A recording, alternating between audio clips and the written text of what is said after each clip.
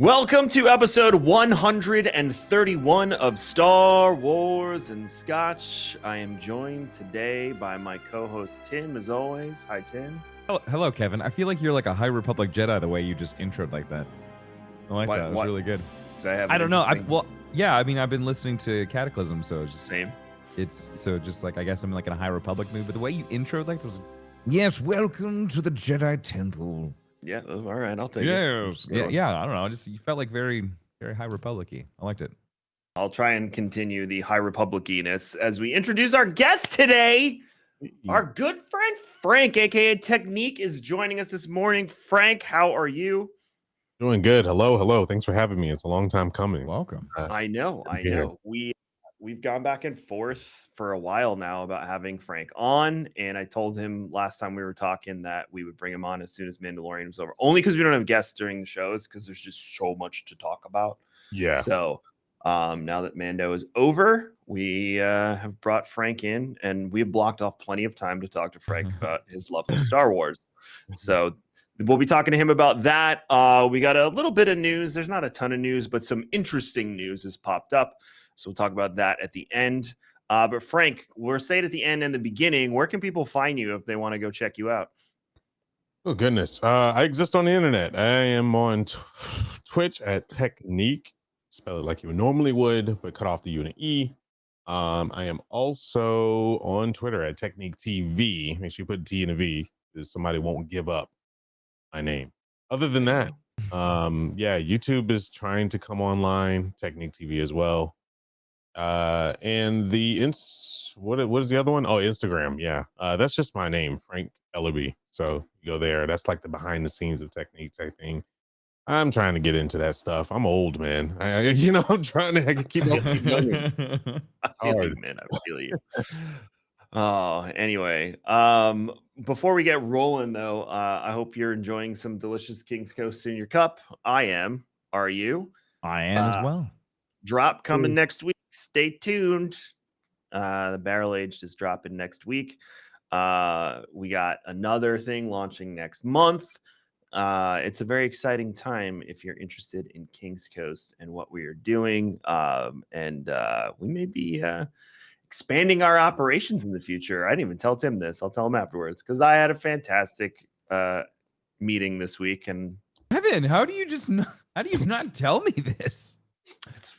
I'll tell you afterwards because it just happened yesterday.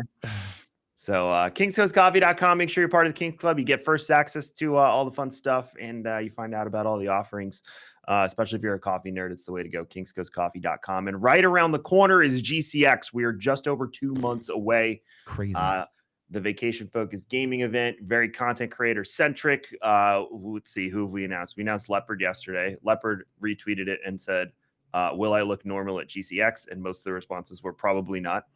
Poor guy. So Leopard's coming. We didn't announce it officially yet, but Mr. Gibbon will not shut up about how excited he is to come. Yeah. I popped in his stream yesterday morning, and like literally 30 seconds later, he's like, "Oh yeah, I'm going to Florida. Yeah, Orlando. The event's called JCX. Yeah." So we'll be hanging out with Mr. Gibbon. You got Glad, you got Tim, you got Lupo, you got Mrs. Dr. Lupo. The list goes on and on. So come hang out and be a part of that. Charity Marathon dates will be announced soon as well. So if you want to give to St. Jude and be a part of the GCX team, we are very excited to do that and raise a bunch of money for St. Jude, which Frank is very familiar with. That's how I met Frank, was at a St. Jude summit. So that's cool. Yeah, that's how I met Frank. Like 6 years ago now? God, a long time ago. It's gross. It's gross. Yeah.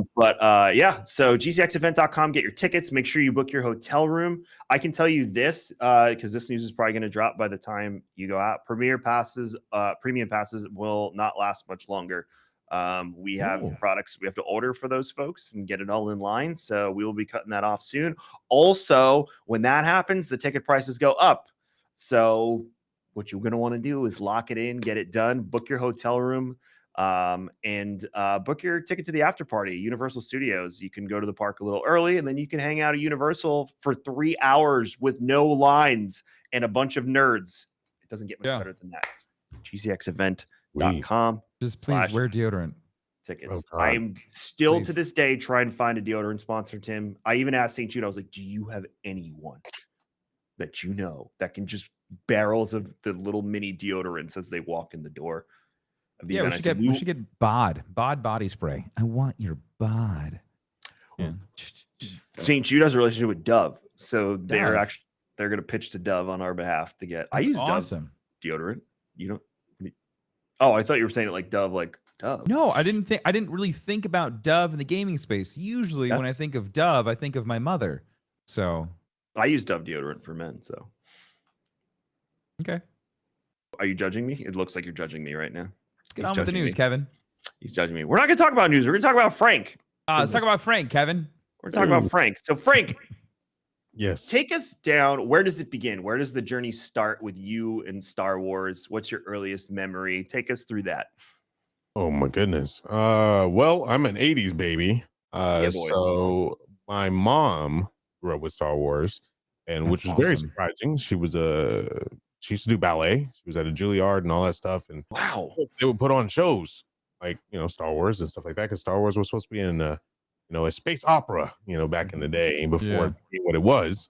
And the focus was on Leia instead of Luke, all that good stuff, all that jazz. So all that information got pushed out, and her mentor was a big Star Wars fan, so I went to go see the movie in the theaters, and then my mom introduced me to it when I was a baby. And I didn't really get it, obviously, but then when I got older, I watched Dune and then I watched Star Wars, and I thought they were the same thing. And I was like, where's the really messed up guy, and why is this girl with this big gigantic slug baby, like so I was really interested in it. And the thing that I loved when I was young was dinosaurs and Star Wars. And I was trying to contemplate why they don't exist together. And so getting older, I started rewatching it, and I was just like, this is very interesting. This is kind of how the world works. And I was thinking about that as a kid, funny enough. When I was in high school, I think that's when all the new episodes with air quotes, released. And I was in theater class, and we all went to see that together, and it blew my mind. We were all dressed up and everything. I was really afraid back then, because that stuff wasn't accepted back then. He's like, right. Everybody was like picking on you, but we didn't care. We were a bunch of nerds. We went in there with like foam lightsabers and all kinds of stuff. And we were sitting in the front row with our heads back, necks all bent back, and it hurt. And it was the most awesome thing ever. When the score came on, that was it. That was all I needed. And from then on, I went down the lore hole, discovered the novels, discovered the comics, discovered all that stuff, and was blown away about how much there was to this world. And all people hear about are Jedi and maybe Sith, and that's it. And I was just like, there's so much more to it. So, here I am. I'll be 40 in November, and I'm still that guy that's digging through lore, and there's still undiscovered stuff. So, or still questions, I should say, since they're changing a lot of things. But yeah, that's how it all started, man. Never left it.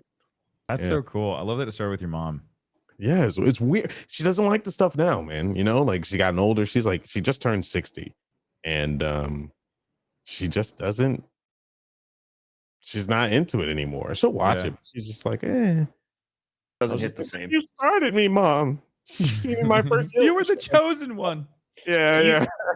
A little off topic, but do you get your love for entertainment and entertaining from your mom as well? I get my so both of my parents are very creative. My dad is very good with his hands. He was a painter, and he did a lot of stuff like that. Now he can fix anything, literally. Just touch it and he fixes. I didn't get that side from him, unfortunately, but the creative side I got from both of them. Definitely like the acting side and stuff came from my mom. Yeah. She did so many things, and she was telling me the horror stories of Juilliard. Why I didn't go.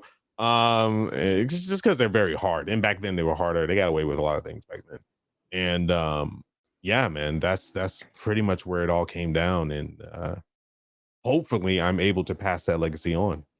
It's a dream. My wife says my son is a drama queen, so I guess I have passed it on to mine. So you have your early memories. How has it evolved over time? We're around the same age, so I mean, at this point, you've been paying attention to Star Wars for roughly 30 years, maybe more. Yeah. How has it evolved to where we are in the franchise today through the Legends, then the Disney, Lucas? How has it changed over time? Yeah. So the lore behind Star Wars is always better than what we've seen on live action. Unfortunately, live action can only give us so much. I was very upset what they did to Darth Maul because that was like he was the first person I really dug into because his story was so interesting, starting with the Night Sisters, Dathomir being a baby, being taken by Sidious and all this stuff, and how powerful he was. I mean, this guy was marinating in the dark side, right? And like, we didn't get any of that. And I was just like, you cut him in half and throw him down a tube, bro. What is going on? Like, what? This is a joke, And I was just like, oh. And my friend was like, it's okay because this is movie magic. Like, this is no magic. Like, so I was very upset. And I read a lot of novels, got into the audiobooks and stuff. And I was just like, this is what I want. I started learning about the Sith and Kurban and how all that stuff really went down, and Darth Bane and Zana, all of that stuff went through all the whole thing, Darth Vitiate, you name it. And I was like, this stuff is interesting. The stuff on the movies were cool, but they're not cool anymore. Like, it's like, and then with all the new stuff that's happening with Disney, they couldn't make up their mind. They got rid of all that stuff, then they put it back in, and then they got rid of it again, and now they're putting it back. And at least we got news that they're going to be focusing on Old Republic and High Republic. High Republic is very interesting, and I was just like, yes, this is what I'm talking about. So I really am crossing my fingers that they go down a rabbit hole that they should, and talk about like the origin of Jedi and how important the Force is to be balanced, and how Anakin wasn't the savior, he was the balance, as in you can't have too much of a light side and a dark side. The true power comes from balance. People fanfic it and call it gray, even though it doesn't really have a name. But yeah, to get back on subject, I told you this was gonna happen. Fine. This is what we do. I didn't like the spin-off stuff too much, when I like having my characters. It's kind of like in Marvel, we have Earth 616. I like having that, a prime Earth to just like concentrate on. Star Wars went a little nutty. They noticed people buying their stuff and they were like, let's create this universe. It'd be fun if Luke was this way and that way and Marin and blah, blah, blah. And I was just like, well, I don't know where to go with this. So audiobooks have saved me over the past 10 years, I would like to say. And Charles Soule is doing a really good job with High Republic. Mark Thompson is doing his magic with, Thrawn and stuff like that. And it's so good. And it's making sense. Now we have an actual council that knows what they're doing, I like to say. And the live actions have been fantastic. People will say what they want, but it's the best Star Wars we've had, any kind of like live action wise. There you are. There's a long-winded answer. I think people, and Tim and I have gone over this before, but I think people romanticize Legends content purely based on nostalgia and experiencing it for the first time. When you're one of the first people to come on here and be like, which part of Legends? Because there's multiple tiers of Legends, like you said. Earth 616 is a great example. Exactly. So when you say Legends, it's like which part? Because there's some really dumb parts of Legends too, just like there is with the Disney canon. So and one other thing too, when it comes to Disney canon, is I don't really think Disney as a corporation meddles in the storytelling. I think Lucas should be held more responsible. And I always catch heat for this, but I am less of a fan of the prequel series. I don't like episodes 1 and 2, aside from like Duel of the Fates and a few significant parts. I think they're the two worst movies in the entire franchise. 9 was not great either. Rough. But 3 is awesome. 7 is awesome. 8, I think if you take Rose and Finn's weird ass story that made no sense out of it, I think 8's actually pretty decent. But what I'm getting at is I think it's interesting the way you phrased it about Legends, and that's what I'm getting at is I really think people are like, oh, Legends. And it's like, well, which part? Because there were some really bad stories in there. And Disney is starting to pull from Legends now and change characters. And Tim, you had an experience where you were trying to Tim was reading Heir to the Empire for the first time, Mhm. and he does not like old Thrawn as compared to current Yeah. Thrawn. Yeah, the Yes. adaptation that Timothy Zahn has, like in the beginning of where he established Thrawn and like Mhm. where he has rewritten Thrawn, is Mhm. like the way he rewrote Thrawn and gave him so much more purpose with the actual ascendancy and like building out Yes. the whole Yes. backstory with the Myth family. Like all that was fantastic. But the Thrawn in Heir to the Empire is just like this heartless, just chiss asshole. Like that's all he is. He doesn't Mhm. do anything else. He's not doing anything for the glory of the Empire. He's not doing anything. Like a lot of it felt like he was just doing a lot of it just for himself. Yeah. And like Ego. that's so against like how Thrawn really operates in the new version of himself. So I Yeah. really like what Timothy Zahn has done because it's just like, and I appreciate the new Thrawn even more now going through Heir to the Mhm. Empire because the only Mhm. reason why I wanted to go through is I was like, what are they going to pull from this to put into the Ahsoka show?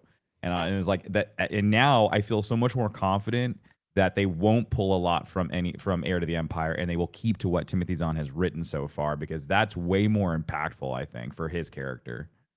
Yeah. Anyways, I could talk all day about Thrawn. I love No, him dude, so much. I'm a Thrawn fanboy. It's one of my favorite characters. I agree with you. I think the rewriting, with Timothy has done was one of the first silent steps towards the new canon, and the ascendancy is.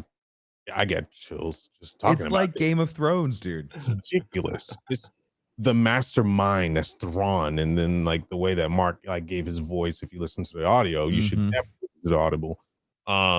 So It's good. fantastic. You get to see where he came from, why he is the way he is, how he thinks about, so how he figures things out. And I'm a big strategist person anyway. Like anytime I'm playing a game, I overthink every puzzle.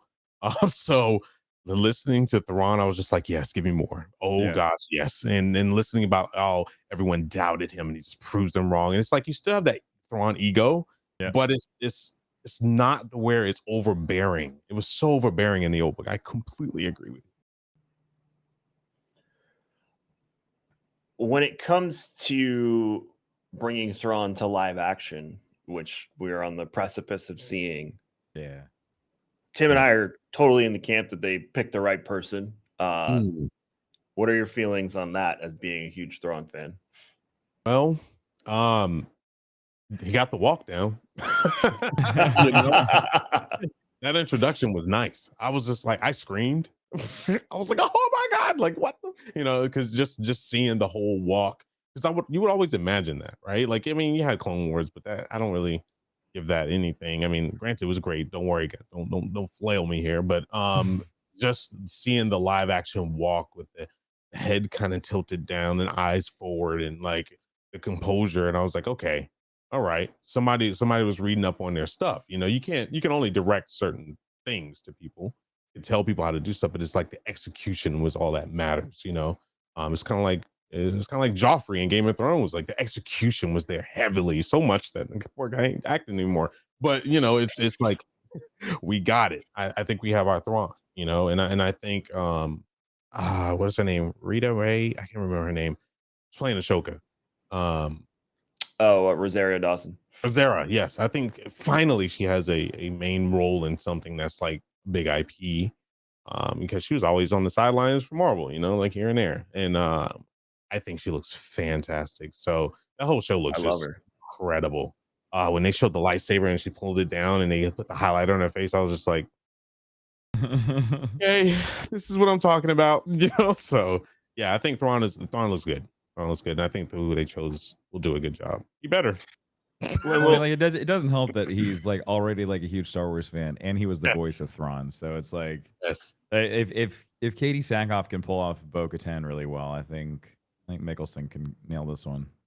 I Yep. feel like we can pause on the Frank stuff and dive into this since this is in our notes anyway to discuss. So Filoni said that for what he's making and for Ahsoka, Thrawn is a straight up villain. There is no moral ambiguity. There's none of that. So I'd love to hear what you two think as That the doesn't big make Thrawn it fanboys doesn't in the make room. any sense to me though, because Oh. it's just like everything that Thrawn did in the Timothy Zahn books was for the Chiss ascendancy. Like the entire operation of him becoming a Grand Admiral in the Empire was all about learning about this, because like that was his mission. His exile from the ascendancy was all a cover up by the myth family to get him out of the ascendancy to go spy on the empire.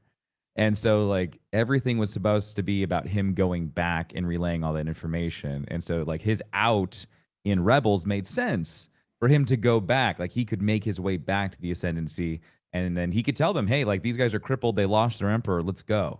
You know, let's go take this over. So like in that sense, I could see him being the bad guy as long as it lines up with the ascendancy, as long as it lines up with the myth household, I'm fine with it. But if he shows up and he's just like, I'm here to kick your ass, you know, it's just like, that's not going to make any sense. Like, why are you there? What's your purpose? Is it really just for him to just be the villain? Even in Rebels, he wasn't just the villain. He was so much more than that. So I'm sure they will treat it with respect and they will keep to the theme that they've already laid out in the books. I would hope, because I think that'd be a big spit in Timothy Zahn's face. Yeah, I to piggyback off that, I agree. Thrawn was so much more than what that. I hate that quote. Like I really do. I don't like it at all. When I saw that, I was just like, okay, I'm still gonna have hope. Maybe he's trying to throw us off. Hopefully, that's what he's trying to do because if you go back and read Ascendancy, you start to feel things for Thrawn that you're just like, Yeah, he's not wrong. Oh, the Outer Rim is what? There's bigger threats than what people know about, and he's trying to like protect Chiss and then hopefully bring some more outside influence in, within the rim, inner rim, and that's stuff that people don't know about. Like literally, we have people that just know about Jedi and Sith. Like that's it. And it's like, if you're gonna introduce Thrawn, introduce him correctly. And hopefully he's just a villain to people in the inner rim, but he's doing this for the Chiss Empire. Hopefully that's what is going on. Because he's all about his people, and he had to work so hard to prove people wrong that he's not there just to F around, you know. So it's just kind of weird to hear that, and I really hope they don't screw it up. I hope the rumors of a Thrawn series is a thing, and then they redeem it if so. But yeah, other than that, I don't want him to just be a straight up villain. We've had plenty of those, and we've seen where those go. Yeah, because I mean, like, this is a great introduction for the Grisk. Like, you can Mhm. introduce this brand new race of evil alien types that we've never seen before. They enslave races. They use them as their weapons. They go out and they just take over. They're like these nomadic tribes. They go out and conquer, and that's so cool. You know, like what is this this big cloud of doom that's kind of just sitting out there in the outer rim, and that's why Thrawn's coming. Yeah. I'm gonna read Dave's exact quote on it. He is definitely the bad guy in the New Republic era in my eyes. When Timothy Zahn wrote Heir to the Empire, Thrawn became this very iconic villain because he was different than anything we'd seen before. He wasn't another helmet-wearing, lightsaber-wielding bad guy, you know? There's a lot to pull to make characters that are like Vader because it is so iconic. But the boldness that Tim had was to make somebody that wasn't like that didn't have those abilities, but could fight in a different way.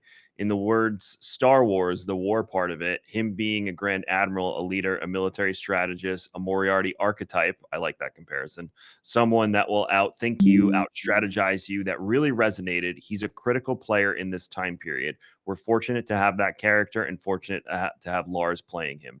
I do like the Moriarty comparison. Oh, okay.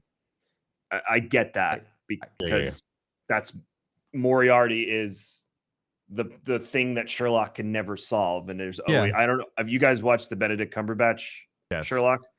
The Moriarty reveal in that was, in my opinion, one of the greatest villain reveals in all of television. Forget about I did not see that one coming at all. So I do like that comparison. I think it actually makes sense for Thrawn. But how do you guys feel now after I read that?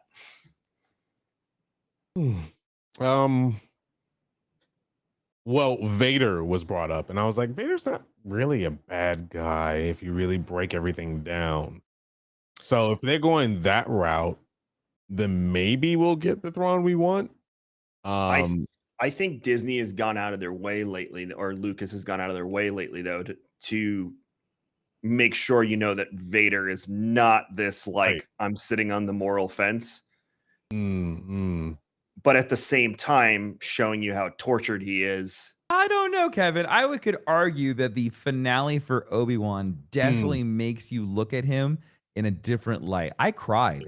Like Yeah, that's a very emotional scene where he's literally fighting the demons inside of him. This transformation of good and evil and the actual like quenching of Anakin happened at that moment. Anakin Skywalker died. Like the whatever was left of him, the good that Luke could feel in him at that moment, it was completely gone. That transition of blue to red, like that was just so awesome.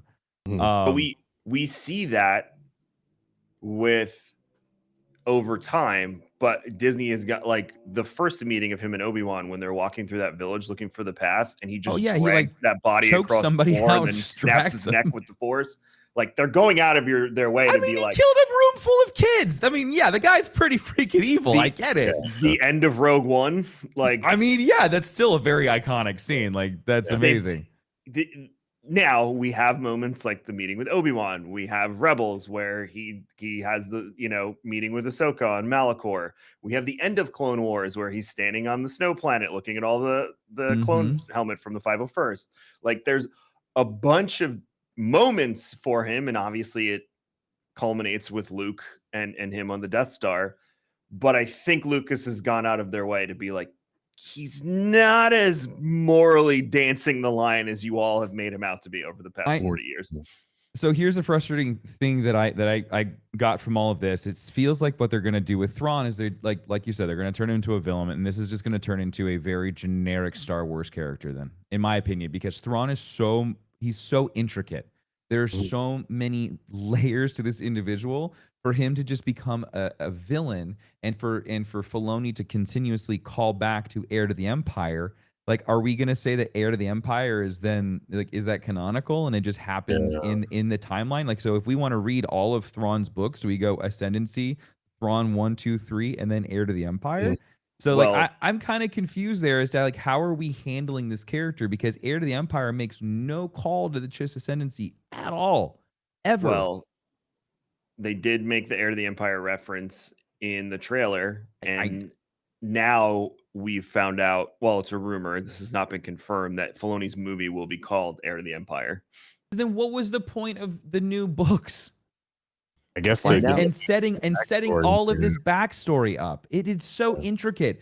The Ascendancy itself and the chaos, like it is so intricate. It is like Game of Thrones level intricacy when it comes to how like the families alone, the 9 ruling families, and then there's 40 families underneath them. It's insane. And they all hate each other. All of them. None of them like each other. They're all fighting for control of different sectors of space.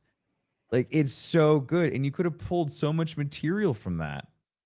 Yes, it's a shame because if that's the case, they're redoing what they messed up before, and that's have all this great stuff just sitting on the sidelines, and they're just trying to give people the old school movie villain heroes arcs, and that didn't work with Rey. It doesn't work with this, there's a lot I can say about that, but at the end of the day, it's just like, well, I'll watch it. I'll watch it and I'll see where to go with it. It's a fan service Thrawn. It's the Rebels Thrawn, because the Rebels Thrawn was the bad guy. He was the bad guy. He was the bad guy because he was an Imperial officer at the time. Right. And he's not an Imperial officer anymore. Right. The Emperor's dead. His job is done. So he's not even on an Imperial destroyer at that point. When we see him on the trailer, he is on a different ship. Where did that ship come from? I have so many questions, and I feel like parts of this is to throw people off. I don't know. I couldn't figure that part out. But he has a bunch of robots and stuff controlling it too. So that's there's a lot going on. But I like Heir to the Empire for certain parts. I really like the Dark Jedi. I think it's like the whole idea of like cloning, like being able to like clone a Jedi. Like that's really interesting. It's cool. But at the same time, Thrawn's character just feels so shallow. Yeah. Well, now we know you can clone and imbue with the Force. Mandalorian now has made that canon. So now, are we going to get what's the guy's name? The Guardian of the Mountain, the Dark Jedi. Like he's the clone. He's the clone. Crazy hermit dude. I always forget his name.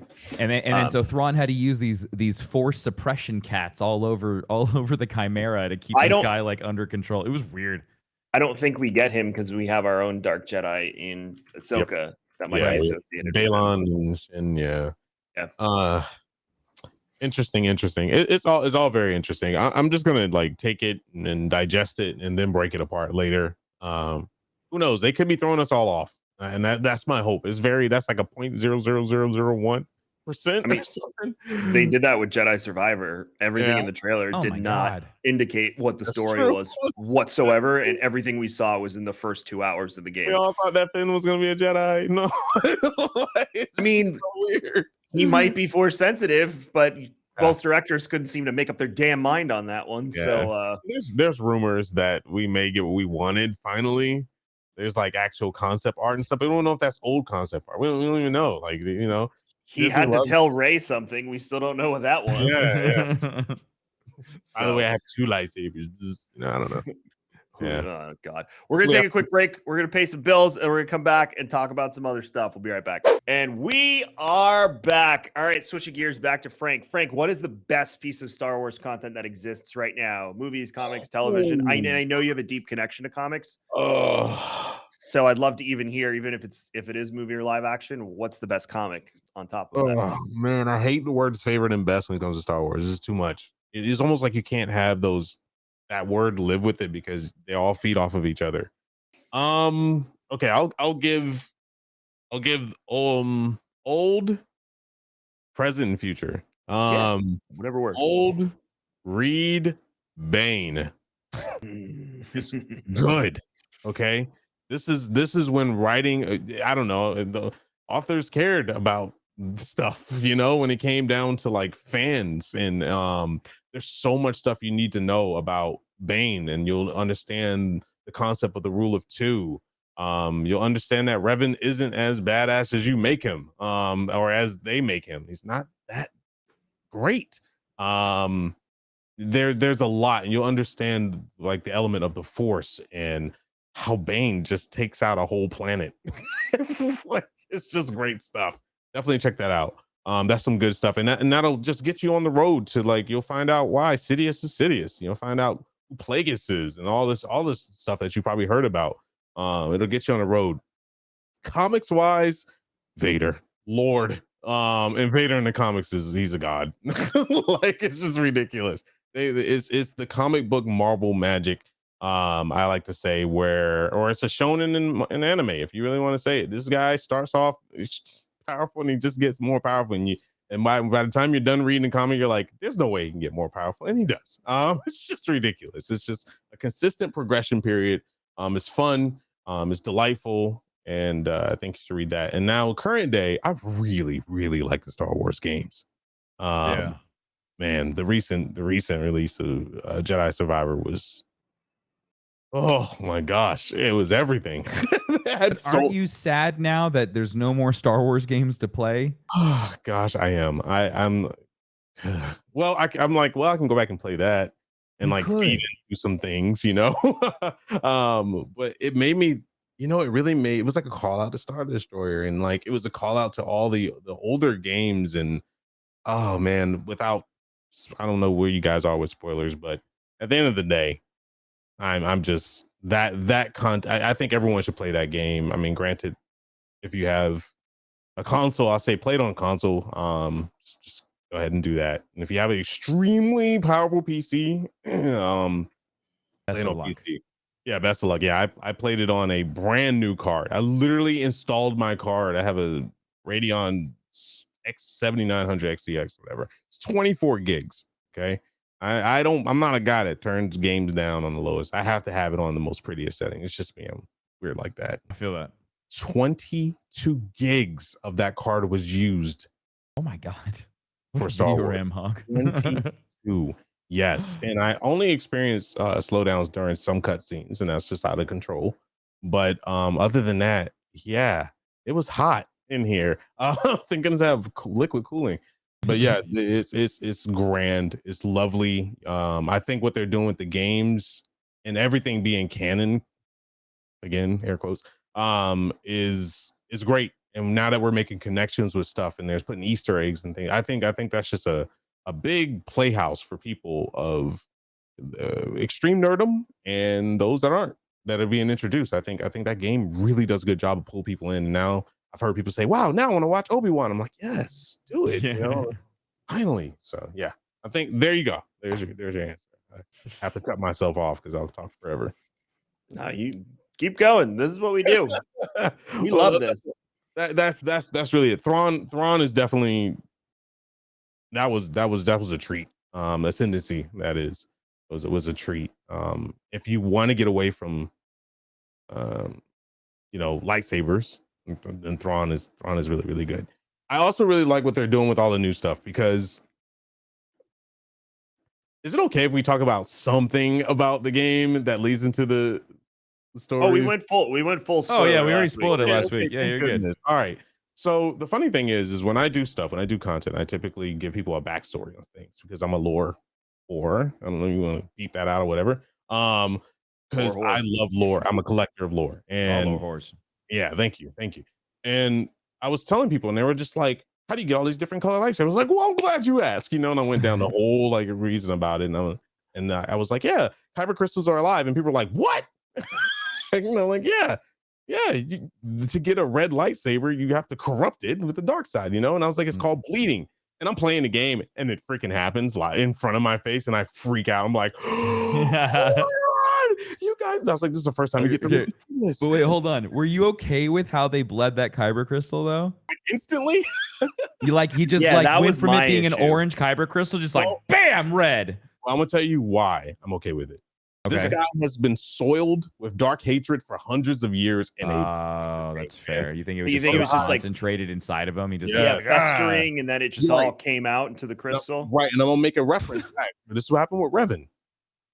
Darth Vitiate snapped his fingers and cracked Revan and put him into that's true. Yeah, and Revan over time was able to overpower Vitiate. So it was like this guy's been sitting here marinating, man, and just hate. He's just like, my arm is missing, and the love of my life is just turned on me, and everybody's done this, blah, blah, blah. And when he came out, there was no, wow, you're one of me. He was just like, where are the Jedi now? What are they doing? Crack. I want to kill everyone. And I was just like, all right, he's worse than Vader. I saw a lot of people going back and forth about the instant bleed on the crystal, but I like that take. That's good. I didn't think about that. I called it out last week, and I was a little like, well, man, that's just so weird. But what you said makes sense, so I can get behind that, especially because if Ahsoka can just purify it on the spot. Yeah, that was wild. That's wild. I think purifying should take years, right? I mean, or a large place of good energy. Yeah, if she went down to the temple and everybody was balanced energy, being able to balance, that's what purifying it means to me, is you're bringing balance to that crystal. It's been affected by the dark side, but you're bringing in enough light to bring it to a point where it's devoid of color. It just is. That's what I take away from purifying. The process spiritual. That stuff is amazing. And now that High Republic is a thing, and that's something that everyone should be getting into now. I think High Republic is what's going to really save this franchise. I was really shaky about it until I read the book. And I was Same. Phase 2 has made me so worried until we got to this last book. Cataclysm is really just a nice. It's so well done. Yeah, I still have 10 hours left, but I'm still curious if this is the last book of the phase, or I don't know if there's one after it. I'm just trying to figure out how we tie it back, because we're going back to we're going to go back to phase 1 for phase 3. Yeah. So I'm curious how. I wonder if what will happen is that it'll leave us off at a point with Iram and Arano, and then what'll happen is in this next phase, it'll make a callback to Iram and Arano, because we already know what happens. We know that Iram and Arano are a thing still in this current. But they're united in the current. They're united, and they have just one. They just have one ruler, right? Yep. And they live. I think they rule from the moon, if I remember correctly. It's the two queens. Rule Iram and Arano. Yeah, but do they rule the moon? No, or something? I don't remember how it all. I don't remember. They I think the moon's kind of like Concordia, where it's part of it, but that's where all the bad people hang out. Okay.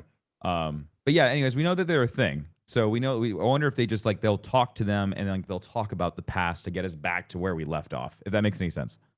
No, I follow what you're saying. Yeah, it'd be interesting. I'm more interested in Markion's mother and how we get to, or grandmother. I don't know what she is to him, to be honest. I know she's a row. That's about it. And how we get to his adopted father. I think that's going to be with the path. Right, but how do we get there? Like, how does the path of the open hand become the Nihil, which gets the paths from the Santeca? Like, yeah, there's a big gap to fill in there. So I'm hoping we get that kind of closure. Frank, did you hate the Nihil tease in Survivor? No, not so much. I mean, it's We were both mad. I despised it. As someone who has been so invested in this stupid time period, like I was kicking and screaming the entire time when Kevin and I were like, we're gonna have to read the books. We're gonna have to read reviews. And I was like, I don't want to do it. I don't want to do it. I don't think this is gonna be fun. And I love it now. I really like the High Republic. And so you show the storm. You know the Gaze Electric is in the middle of that big thing. We could have seen it. We could have gone through an entire dialogue where the Nihil were invading. All of this stuff. You know what we got? Nothing. Yeah. We got the classic shits. You know, Dagon Gera and the other Jedi, I forget her name, the one that they were kind of looking like they were going to be lovers, and we could not confirm or deny. Oh, they were totally boinging, most definitely, dude. They were definitely, anyway, the two of them, you know for a fact that they're going to pop up at some point, whether it's at the end of this phase or the next phase. Like, in a even book? if it's just in passing, Or a or a comic. Yeah. They're going to bring them up now that we know who they are. But that was also another big thing. How the heck did they get there? How do they know about it? This secret planet that's in the middle of a nebula. How do they get there? How do they? Well, not Kobo, the other place, Tanalorr. How the heck did they get there? Yeah, there's so many questions, and you go around first. Right. We don't know how.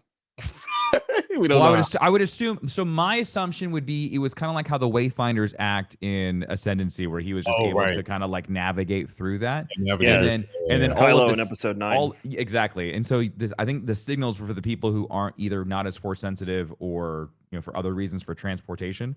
But it still doesn't explain how did the Nihil get information about that secret location, and then how are they able to get a path there? There's so many questions. It felt like such an easy cop out of like, and then the Nihil showed up, and they didn't even mention the Nihil. They didn't even say it was the Nihil. They're just like, and then invaders showed up. I think because they're probably going to introduce them later in a bigger, If you leave closed captioning on, by the way, because I do that for most games, it says invaders, and in parentheses it says Nihil. I'm like, just say it. It seems like they're saving it for something. And then you find the wreckage of a ship on Tanalorr, and like that's Totally it. a That's Nihil the ship. only. Yeah. I literally stared at it and I was like, the whole time. No, I loved the game. It was fantastic. One of the best sequences in gaming history, I will say, is with the drill. That whole scene. That was so good. That was very Shadow of the Colossus, God of War. Oh, so God of War. Yeah, most definitely. The transitions. But that was glorious. But anyway, it was great. Which leads, I think this is leading into a very, very good arc for the series and stuff. And I can't wait till they connect the game to the shows. I mean, though they've been doing it with words, so to speak. And the current franchise is looking pretty nice. We're, Acolyte is really going to bring it home and introduce the broad. Like, my wife knows nothing about the books I'm reading. But when it comes time to watch Acolyte, she's going to sit down and watch it with me. She's like halfway through Andor right now. By the way, she fucking loves Andor. She's like, this might be my favorite Star Wars show. I was like, I knew it. I knew it would be. Good. Oh, she had she watched on Saturday or Sunday. We watched the Mandalorian conclusion finally with her because we've been busy the last few weeks. And Hunter and I knew what happened. She was having a panic attack when the Praetorians cornered Grogu and he was like fighting it in the IG-12 droid. She put her hands up. She's like, "Oh my God, my little boy! No!" Yes. I was like, but wait, he'll laugh while he's fighting them. Just wait, it's cute.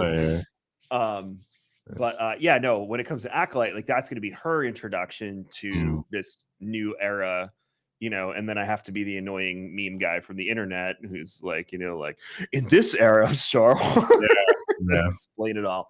But I think Acolyte is really going to bring it home. I also think it's going to kill two birds with one stone and be the first time we've like focused a live action story on the dark side. Yeah. Because my theory is that it is a Jedi who is disenchanted with the Order. It's the beginning of the end of the Jedi Order at this point, because we're leading from that into the Skywalker saga. And I think they're going to get curious and they're going to start going around looking for Sith relics and find things they shouldn't. Please go to Corbin. Man, what if they just Battlefront to us, and they make us think it's going to be a story about an evil person, and she defects and becomes good at the end of the day? Well, that would mean that we would have to know who the two Sith are at that point. Which, by the way, I did see a good Reddit thread on this. Just because the rule of two exists does not mean there's always two Sith in the galaxy. It means that there is a mastered apprentice who believe they are the only Sith in the galaxy. Yeah, they're definitely more Sith out there. Like there's so much going on in the Outer Rim right now. It's ridiculous, and no one knows anything. It's just ridiculous. It's the monsters, the wraiths, like everything that's out there right now is it's just a little ridiculous to me that we haven't seen any of this. And it's just like there's so many dark force users out there, not necessarily called Sith, but they still have lightsabers and or other means of draining people of their life force. That stuff is interesting and it needs to be brought in. But I think it's quite interesting, and it's Ashoka, just with this one, is the rule of two is kind of is. Have you noticed, and maybe this is just me theory crafting here, but they're showing how the old order is no longer a thing. Jedi can love now. Jedi can have emotions. Tapping into the dark side is not bad. It's balance. Balance is power, right?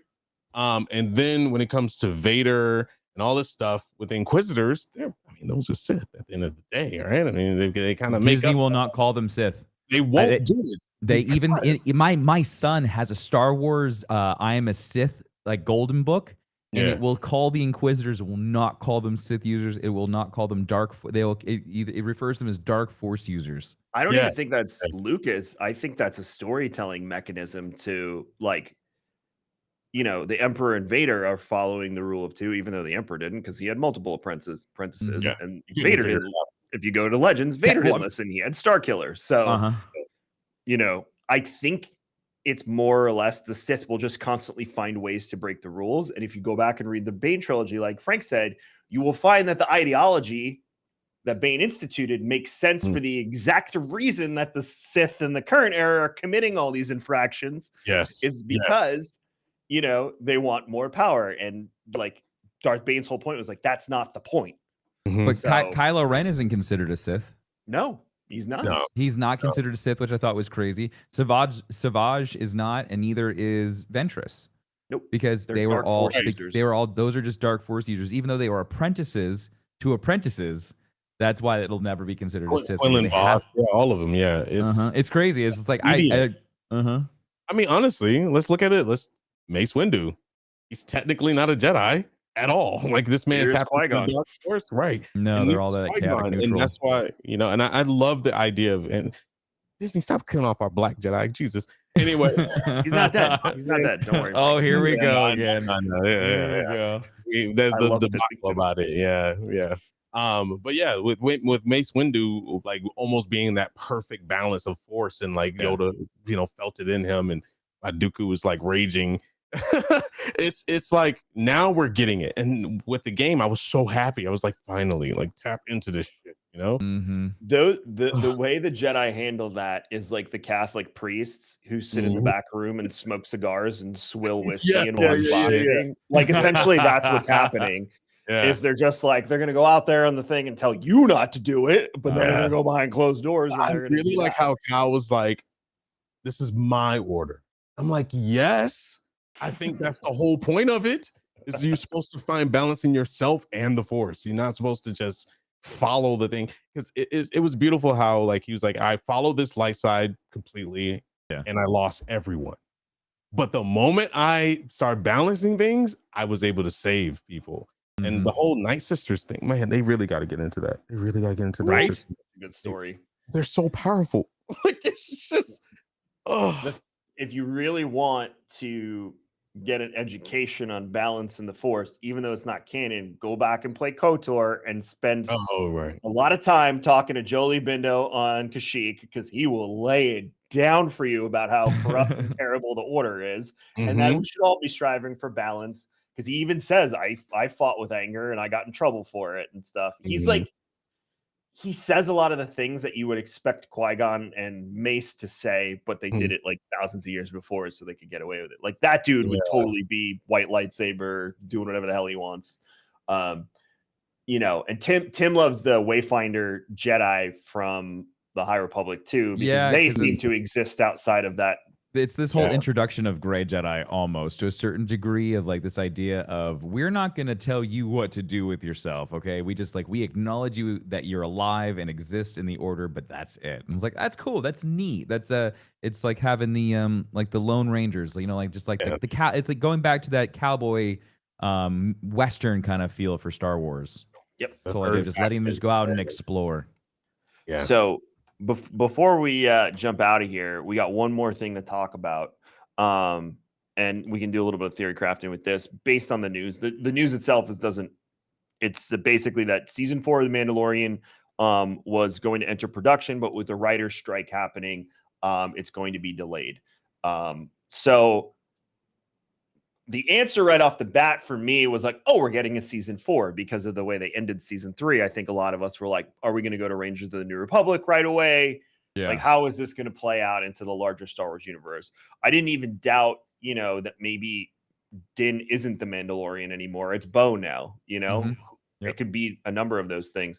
I'm curious, Frank, what you think with the way Mandalorian season 3 ended. You know, we got the circle closing shot, which in Star Wars indicates they are done telling a part of a story. So is Bo the new Mandalorian? Is Din going to go to Rangers of the New Republic with Captain Teva and Hera? Like, what do you think is going to happen? Well, I will tell you this. I did not watch season 3 as of yet. No. Because no, it's fine. It's fine. You can't really spoil anything with me. I wanted to slow burn Mandalorian because there's so much to take in, right? And like figure out, and I like to break shows down. I am through with season 2, and I'm making my way to season 3 slowly, and I found myself, and in season 1 I digested so fast. I was like, oh, this was great, you know, like, but when I went back, I was like, I missed that. This is why this is this way it is. You know, everybody was calling him baby Yoda for so long, you know. So, and I was just like looking up lore on like, you know, the species and why they so force sensitive and why do they eat everything in existence and this, that, and the other. Yeah, I don't know about season 3 yet, and you don't, and don't worry about spoilers. Say whatever you want because you can't really spoil it with me because I'll find little things in there that's new that nobody talks about. But overall, I'm hoping. I'll tell you what I'm hoping. I'm hoping that we do get a season 4, and I hope I want more tie-ins, man. I'm tired of these like loose ends that we have to theory craft to push together, and just hope that they do. I really want them to really look at the Reddits, really look at what people are saying, go back and look at the lore books, really slowly put a piece of history and correct it to where it's a straight line and we don't have so many diverting, rail breaking like theories of what to do. And they like, yeah, we just want you to learn it. That's what I hated about the end of Bane. I never liked when the author or the writers or the directors leave it up to us to kind of come to a conclusion. So I hope that they do that. So anyway, I'm interested in seeing what you guys think. Yeah, it's without, I don't want to spoil things for you, so I'm going to talk around it. Okay. Just because I want you to experience it. So, you know, I think that based on what happens, Bo could be the new star of that show, and Cool. and Din could move to Rangers of the New Republic if they're still planning on making that show. Because the last rumor we heard was that obviously Gina Carano is not going to be in it, and they were going to move to Hera being the star of it, which I would assume Captain Teva would be in it as well. It just makes sense. And then when you see the end of season 3, you'll know a little bit more of what I'm talking about right now, because there's a conversation that takes place that really lends itself to this theory.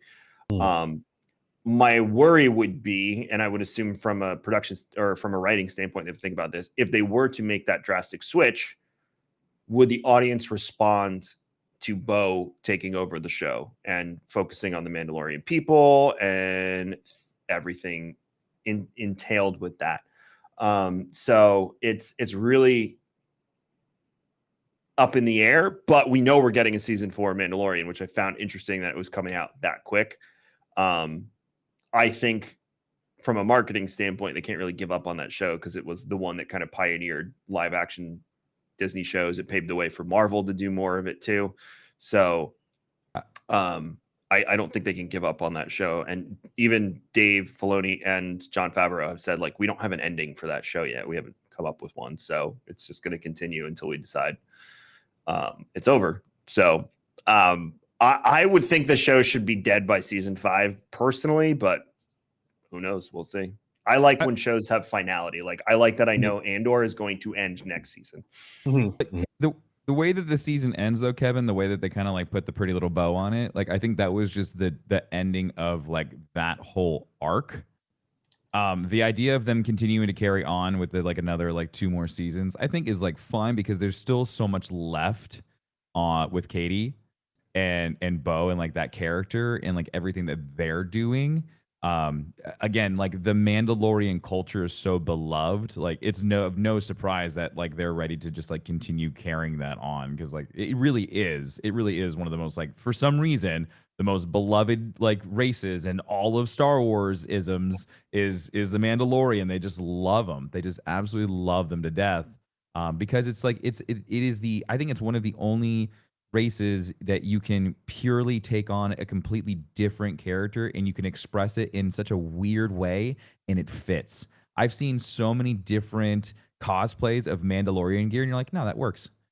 I was like, oh yeah, like a Mario Mandalorian. I get it. Kevin, we saw Pokemon Mandalorians at PAX East and I was like, that actually works. That looks good. But people are just, they're just so attracted to like this culture because of how they can really just, it's so anonymous and they can just completely become this whole new person, which is so cool. Because they're racial and speech and what's the word? Special. I don't know. Yeah. Big. It's a culture that embraces everyone. All you have to do is be a part of the creed. So it's not like when we all saw 300, we were like, these are cool, but they're a bunch of Greek guys. Yeah. Anyone can be a Mandalorian. You just have to follow the creed and you just have to be a part of their society. That's it. Yeah, it's beautiful. And that's why people are attached to it, because there is no rules. There's no guardrails. Anyone can be. There's foundlings. Even when Axe says like, oh, blood and stuff is tainted. The blood was tainted because humans weren't even the first Mandalorians. I forget what the species they started with a T, the Taun or something. They were the first. That's why they have the T-shaped visors, because of the way their eyes were. So that's why people are so drawn to that culture. And that's why, again, I don't want to give this away for Frank, but there is a moment, Frank, in this season where you see more Mandalorians in live action than you've ever seen in anything ever. Oh, man. That's going to be dope. Wild. Yeah, it's really cool. And I turned to my son and I said, this is when I was a little bit older than you. This was my dream of seeing something like this play out on a live screen, was seeing the Mandalorian. Because once you play Coder, you're hooked. You're like, I need to know more about these people. I want to know about the Jedi Mandalorian Wars, all of it. And you're hooked. So, and that even John said, like, that's why they made this show, was because they were so obsessed with the game back in the day. Yeah. And that's why this came to fruition. So I think they're going to follow the culture and really go into it. It's just a matter of who's leading the charge. Because again, without giving anything away to Frank, the ending of that, Tim, does not indicate to me that Din is the one that's Mandalorian. I agree with you. I think he can I think he can move more to like a side position in the overall like hierarchy of the show, and it could still carry itself very well.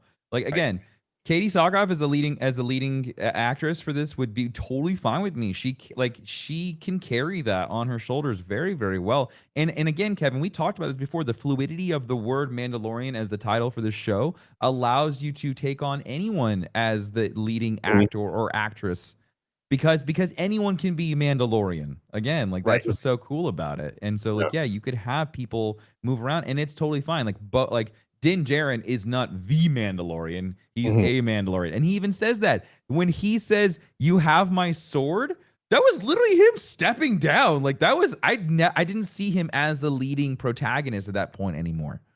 It felt like he passed it off to her. Yeah. I like it. Dope. Well, that's going to do it for today's episode. Frank, thanks so much for joining us. It was a pleasure. Now we need to have you back after you watch Mandalorian season 3. So we can talk about that. But where can everyone find you again on the internet? Just remind them and make sure you go follow, rate, review, subscribe, all that stuff on Frank's channel. Sure. I'm Technique online, or Frank. People call me both. You can find me at Technique. Spell it just like the word, cut off the U and the E. It's on Twitch, and on Twitter is Technique TV, same spelling, but added T and a V at the end. And YouTube, same thing, T and a V. I didn't nerd explode. I'm proud of myself. I was on the prefaces, man. I was holding it back. But yeah, hopefully I get to come back and I'll nerd explode then. That way we'll get all the more. It's been a rough year. I really wish I could. It's been super rough. If things change, let us know, because if we have a seat on the panel, you can come and nerd out for an hour with an audience. So just let us know. Well, go follow Frank, please. He's playing Tears of the Kingdom right now on Twitch. So if you're a Zelda fan, hop in there and have some fun. You can also follow Tim. He's Darkness429 everywhere on the internet. He streams on Facebook, fb.gg/Darkness429. Tim, what's on the agenda this week? More DayZ? Probably more DayZ. Todd? Yeah, DayZ, and then there's a Starship Trooper game that just dropped. So we're doing that tomorrow. So okay, yeah, the multiplayer one. Yeah, we got a little group for that tomorrow. So I went to school with Dina Meyer's brother. I forget what her character's name was in the movie, but I remember him walking in and talking about how his sister was in a movie and he wouldn't shut up about it, and blah blah blah blah. His name was Evan Meyer. And me, if you want to follow me, it's Kevin X Vision on Twitter, KMagic101 on Instagram, and everything I do is at raredrop.co. Make sure you're coming to GCX. Like I said, Star Wars and Scotch live from GCX. We know it'll be me, we know it'll be Tim, and we know it'll be Alex Molly from Star Wars Explained, but who else will be up there? It'd be really funny if we didn't show up to our own panel. I'm kidding. I was kidding. Maybe I'll go to Disney that day instead. We'll see how it all plays out. We're Star Wars and Scotch, or Star Wars Scotch, everywhere on the internet. Please rate, review, subscribe. It helps us out immensely. Feel free to engage with us. We love chatting Star Wars on socials, even outside of the episode. So we love to hear your feedback. Look, people disagree with us all the time. As long as you're respectful about it, I don't care. I want to hear it. Tell me I'm an idiot. Tell me I didn't like something. I don't care. I just like to have fun and nerd out with people. Yeah, just don't be nice. Like, don't say things like you're wrong, because opinions can't be wrong. No, you're wrong. Just be like, well, I know Kevin didn't like this, but this is why I liked it. I love those responses. I love hearing why you like things. So do that, engage. And again, go follow Frank, sub to his Twitch channel. We will see you next week. We have Darth Chaco's back next week, our good buddy. So we'll be hanging out with him and nerding out. I want to get his feelings on a lot of the stuff that's going on since the last time we talked to him. So come hang out with Darth Chaco, and we have a ton of guests coming up the next few weeks, riding right into Ahsoka and GCX. Enjoy the ride. But Tim, may the Force be with you.